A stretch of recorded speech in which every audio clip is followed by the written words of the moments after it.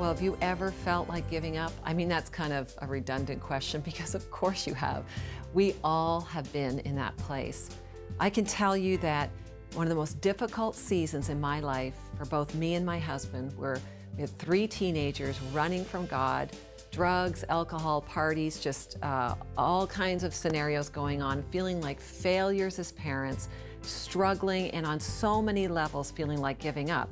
I mean, feeling like giving up even on our parenting, but more importantly, really feeling like giving up walking with Jesus. I mean, my husband and I found ourselves in a counselor's office, which is a great place to be.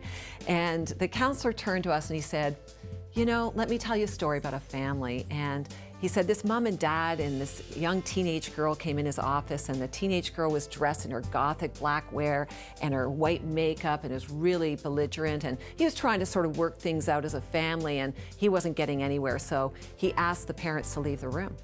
And as the parents left the room and he shut the door and he turned around to look at this young lady, she was crying. And he said, "Why are you crying?" After she had gathered herself together, she looked at him and said, "I wish they hadn't given up." I wish they hadn't given up? What was she talking about? I said to the counselor, what did she mean by that? And he looked me right in the eye and he said, she began to tell him that her parents were leaders in the church. They loved Jesus, that she was raised in the church, that as a young girl she'd given her heart to Jesus. But through her rebellion, through her running, her parents had given up, in her mind, of following the Lord.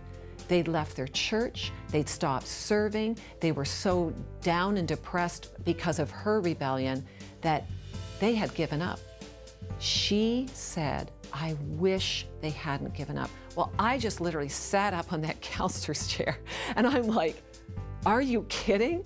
And the counselor said to my husband and I, "Your kids do not want you to give up." Well, somebody today needs to hear that.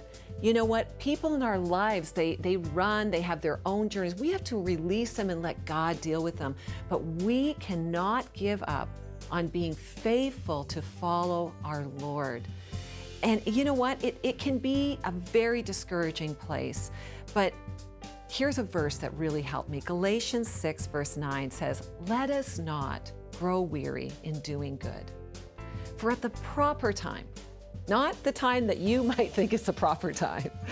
That's a whole other discussion. We want it today. God says, at the proper time. In His economy, with His perspective, we will reap a harvest if we do not give up.